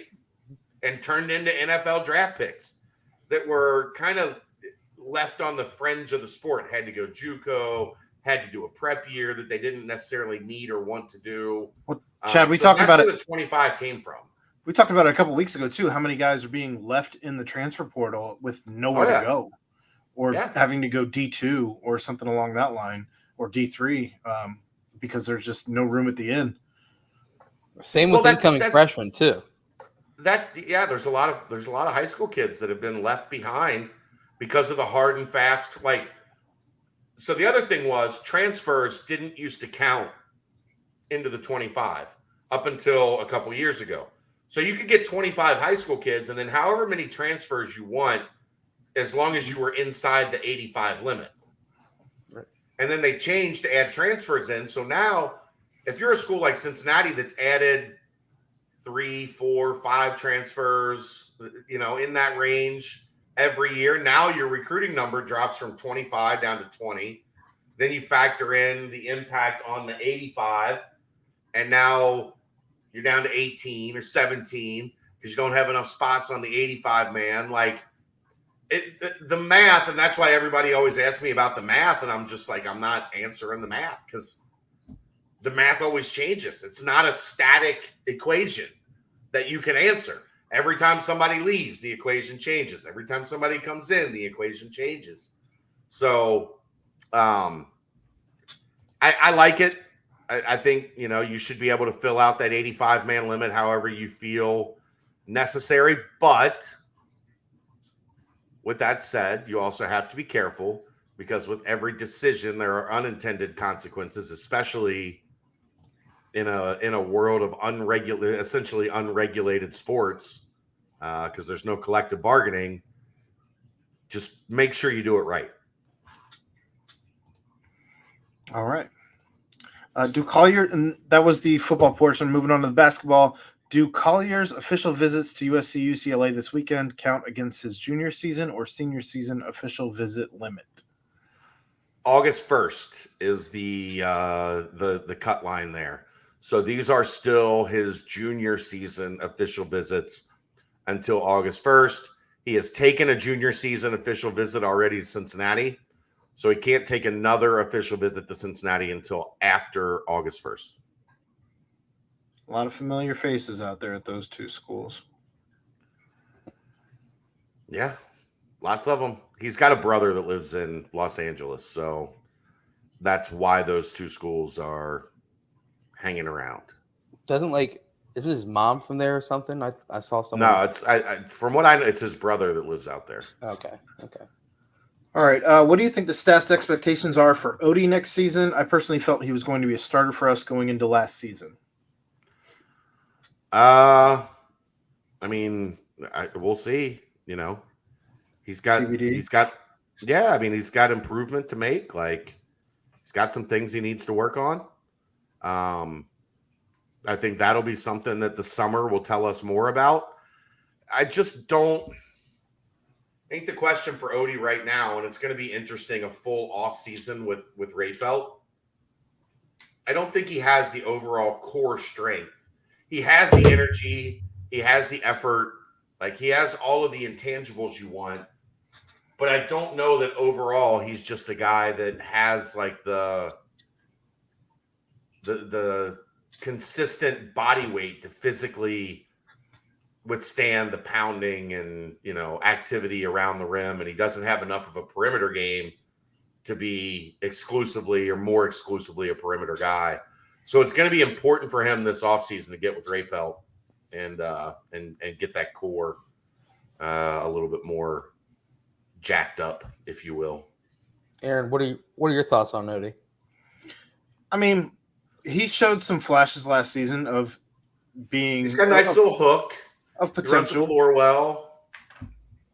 I don't know that if Vic's healthy, that he can beat Vic out for a starting job, much less, Vic guy. I didn't want to call him Caillou, but if he can beat out Kalu or not. So I think it should be interesting to see what he's able to do. I think, kind of that same mantra that football keeps talking about, iron sharpens iron. The more guys you bring in to compete, the more you're going to elevate the level of everybody around you. Right. So I think it's certainly a position to keep an eye on because it's kind of a question mark right now. Who's going to be the starter? Nobody really knows. And who's going to be the first one off the bench? Well, and here's what's really interesting in that front. Odie hypothetically has a COVID year after this year. So if he really emerges and becomes, a guy that you can rely on, then things look even better for 2023 going into the Big 12. Sure. If he doesn't, then he's got a tough decision to make. Does he, stick it out and try to make that jump in his fifth season, or does he try to finish out somewhere else, or whatever, whatever the case may be? There's just a lot of different scenarios on the table for where he lands in this development process for next year. Yeah, well, I was going to say for the season after, if you're talking about that season, at that point you could potentially be going in with Odie, Vic, and Sage, and who knows what that looks like. But that's and a freshman. Yeah, I'm trying to figure out because it seemed as if going out and getting Kalu, it was more of a he's got a mid-range jumper, has the ability to kind of space the floor a little bit. I think with Odie, we saw him like try and stretch the floor a little bit himself. He was shooting some threes randomly at the top of the key. I don't know if that's right. No. I'm not saying that he's going to turn into some threat from deep, but it seems as if he was trying to figure out his role on the court other than just being that energizer guy and bringing the effort on both ends. I mean, I don't know. I think I think it'll be interesting to see, like you said, the next steps that he takes because I think he's got a lot of things there. I mean, they tried to run some lob plays for him as well. It just seems like he's trying to figure out his role aside from just being that heavy energy off the bench. I mean, his block percentage isn't high by any means, so he's not going to really be a rim protector unless he really improves that side of his game. So he's one of the guys I'm really interested to see with an offseason work with his coaching staff and with Mike, what he does to his game to kind of separate himself a little bit more, because it seems as if we've mentioned it all, like everyone just had like a good role. His role was just that high energy, off the bench and can bring it as a big man. So does he develop into some good shot blocking traits, or does he get a consistent mid-range jumper that at least can somewhat space the floor? Is he just going to continue to be that high energy guy? So I'm really interested to see what his next step is. Yeah, for sure. I think we pretty much got the answer for this one, but it was one I had picked out. What kind of opportunities might there be to see or hear about the 2022-2023 roster guys this summer? Smith League, open gym runs. I don't know if there's any more to touch on this one. I mean, we've kind of hit on that. I mean, maybe they'll play in the Smith League. I think they're at least allowed this year. I just don't know like who plans to. Open I'm gym. sure they'll make it out to like 1 or 2 games. You know what I mean? Well, no, you don't want to do that to somebody's roster though. Yeah, like, true. Yeah. It's not like Devereaux, because I feel like they were kind of. No, I mean, guys were pretty. Well, I'm sure there would be you're only allowed by NCAA rules. You're only allowed 2 players from one team. Right. So slats would always, and then the incoming guys were treated separately, I guess, because at that point in time, they weren't officially like it is now. Like once they get here, they're on the roster and starting practicing and being coached and all that stuff. All right. So we'll have our birdies at open gym as much as humanly possible. I need the birdies to tell me all about Daniel Skillings. Need it. I mean, I've seen him like 8 times. I can tell you plenty about Daniel Skillings. I know, but I want to see him in a Bearcat jersey. Okay. After recent news of Emmert stepping down and the NCAA wanting to get control of the crazy NIL era, what's the chance they can rein this back in and get control back? Well, I think the wording there is the challenge, right? Mm-hmm.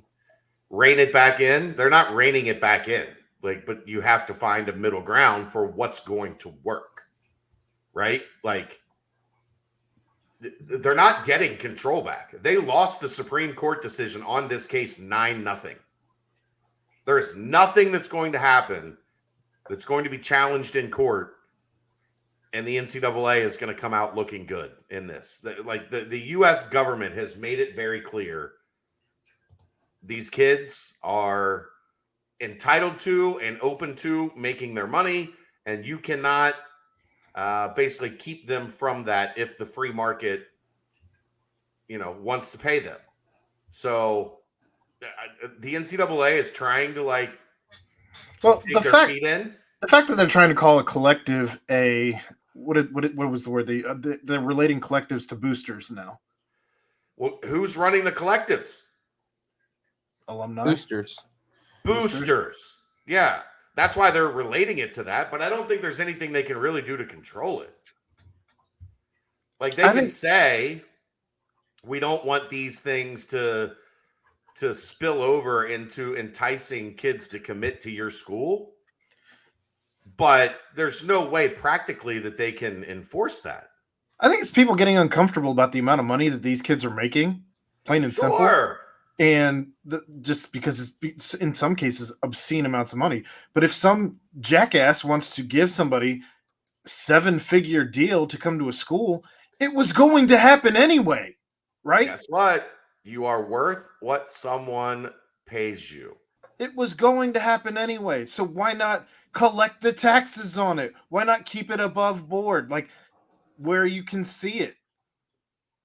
I think people are looking at the wrong things and getting bent out of shape because they're like, oh, what's a kid do? This should be school's enough. That should be enough. That school should be the ticket.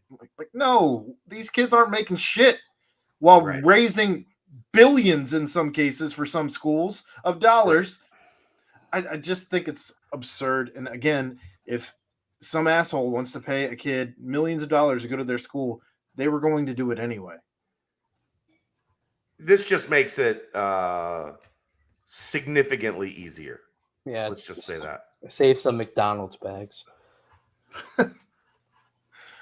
All right. Brent, you're up. 1 sec. I'll be right back.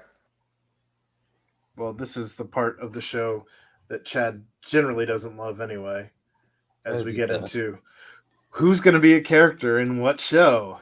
Well, I'm sure Chad has actually seen this show. So I think he has. We can kind of filibuster with our picks and then see if Chad.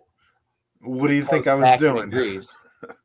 Comes back and agrees. There we go. All right. So rebooting. This is the Banks portion of the mailbag, by the way. Rebooting Fresh Prince of Bel-Air, and no one is Will Smith. Who plays what character, and why is Brent playing Carlton? P.S. I think I am Jazzy Jeff, since Chad is always wanting to throw me out the front door. That's something that you and I have in common, Skins. I think Chad is also always wanting to throw me out the front door. So I feel like that could be interchangeable, much like what was the mom's name? Aunt Vivian was also interchangeable, apparently, in that series. So that's what I would say. So who do you have playing who? I think I would be Jazzy Jeff, actually. Okay. If no one's Will Smith, I don't know how no one would be Will Smith. I was kind of feeling I'm Will Smith, but let's see here. No. Yeah, 100%. You underestimate how smooth I actually am, Aaron. I mean, Skins thinks you're Carlton here. That's fine. I'll take both. I'm a mix of both. What is Chad, Uncle Jesse, or not Uncle Jesse? You went full house on him. Uncle Phil. I mean, so I would have to be Uncle Phil, right? Because it wasn't Will that threw people out the front door. It was Uncle Phil that threw people out the front door. Mm-hmm. Right.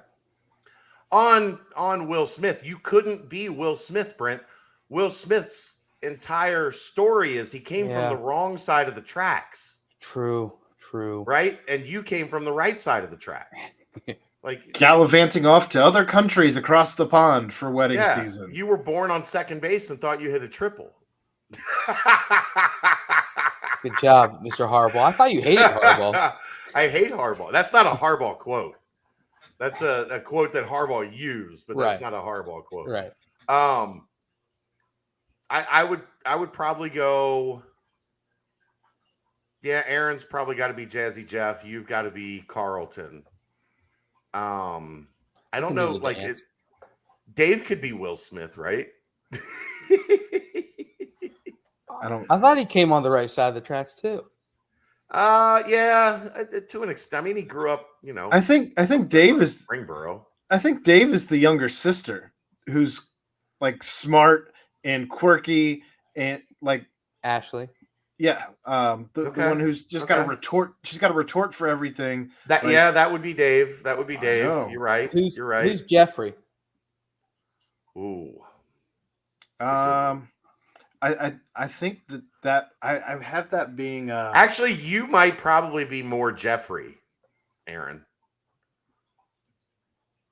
Like I'm like, hey, you want to do this? Hey, we need this. Hey, let's do that. Hey, like whenever I need shit done. Like I kind of call you. They didn't do that. Wasn't Jazzy Jeff's role Right. No, in he was the just production. coming over And- with his shades on. And not like didn't really have like the lead role, but tied everyone together and was in one of the most important parts of the. You're in all the shows, like you're in all the productions now. You've weaseled your way into the fabric of Bearcat Journal. You serve You up might a be mean if dish. I'm Uncle Phil, you might be Aunt Viv. Oh no! Oh wow! Don't let me know what happens when the cameras turn off, guys. And is Viv 1 or 2? Well, they hate the first one, right? Like nobody likes her. Isn't that how it goes? They like the second one, they hate the first one. Something like that. I don't. Who's Berg? Is Berg the older sister? I was gonna say Berg would be Jeffrey. Yeah, but I don't ever want to toss Berg out the front door. Now Berg and I kind of like might Not have the handshake. not Jazzy Jeff. Like, not or Jazzy Jeffrey. Jeff. Okay, Jeffrey. but did Jeffrey ever just like leave for like? He did leave in one episode and he came back. Maybe he's Will's dad. Ooh, that's hardcore. One of the most emotional episodes in television history. That scene. Oh, and now everyone uses it when people leave their team and they're just standing there and they're just like, looking at. Brett's Tonk says Brett Stein is Jeffrey. I could see it. Yeah. At least Chad saw this show. Good job, Skins. You win. Well, I mean, who hasn't seen The Fresh Prince? Oh, Fresh Prince. When that was on Nick at Night, like it's just perfect. Like he also started his question off with Skin slides $2.78 over to Aaron for the baby. Definitely not a bribe to get my question asked. Well, yeah, okay. Well, you can actually do that now during the show with the donate button. Maybe we'll make it like Banks questions. You got to be here live and donate to get your Banks questions asked. Skins. And the last question, how can the Bengals and Bearcats in football and basketball not have COVID issues, but the Reds constantly have guys on the COVID list? Senzel twice, Moustakis, Votto, etc. Above my pay grade, I think it's because the Reds players on that team in particular just simply don't want to play. Find me out. You have COVID? Come here. Well, because didn't the MLB I woke up not feeling too great. There's there's no mandatory COVID test in the MLB. No, but like if you like, so what's happening now is yeah. if guys are waking up with symptoms, they just throw them on the COVID list for a couple of days until they feel better. It's like Zoolander. I caught the black lung pop. Right? Or if it's Joey Votto, throw him on there for a couple weeks. We'll see. Jeez. Try to get him right. Try to get him back on track. That's the mailbag. So yeah, we're doing way better not going 2.5 to 3 hours deep on this podcast. Tonk did pay good money, so and he has that one question in there. Did we kind of already cover that? Yeah, I mean, we talked a bunch about NIL, Tonk, right after Brady left. I did we kind of got it. to that. It was the 58 to 110 portion of this podcast.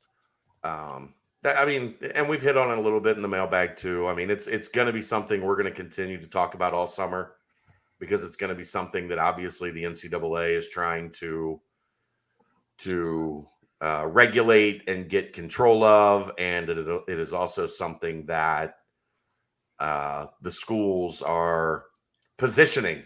That's all this is. Like, it's a race to position yourself and state where you stand in this new college sports era. It's going to be fascinating as things unfold. Fascinating is definitely a word to use. All right. I think we're good. That's good. Anything in closing, guys? I think pretty well wrapped it up. I did want to say, if you guys haven't seen what the video team is doing right now for the kids who are coming on official visits for football recruiting, they're crushing it. They keep hitting it out of the park every single time. Right? It's bananas. I did retweet one out for Evan Tengestal, but just kudos to the video team, just killing it. And now the NCAA has kind of loosened that. Like now they can produce videos for the kids, and you want to talk about positioning yourselves, looking like a star on social media is something that is very important to kids, and you get those videos to put out that are professionally produced and look big time, and then the kids feel big time, and everybody reacts to it, and it does nothing but help how your program is perceived in the recruiting landscape. Yeah, and then you also think about how, with all these added things at their disposal, what they're going to do when the kids are actually on campus for the official visits, which is going to be fascinating to hear about. They're actually just going to rent out, like during a game, the Red Stadium. Like when they used to do those December visits, remember, they'd rent out that area, the Diamond Club area. Yep. But now it's during the season that they do these things in June. So they're just actually going to rent out the whole stadium. Yeah. And I think it's going to cost like $27. And if you want to pitch, like they'll put them in the 7th inning. Position player comes in to pitch. He's a freshman. 2023 4-star quarterback. Golly. One final timestamp. Let's see. Here's an alley-oop. Urban Artifact uses more real fruit than any other brewery in the country. Swing by Urban Artifact's Northside Tap Room. Mention Bearcat Journal. Get $2 off a flight of 4 tasters. What's your final Urban Artifact timestamp? I feel like that's one of your favorite ones to read. It is. Easy in, easy out. Easy in, easy out. That's what she said. Guys. Ooh. Hello. That's never mind. The nightcap.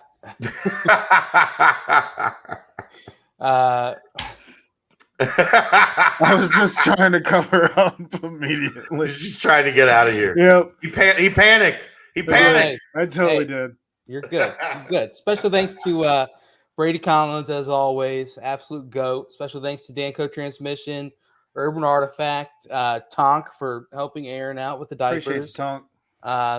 Aside from that, special thanks, of course, to everyone who listened.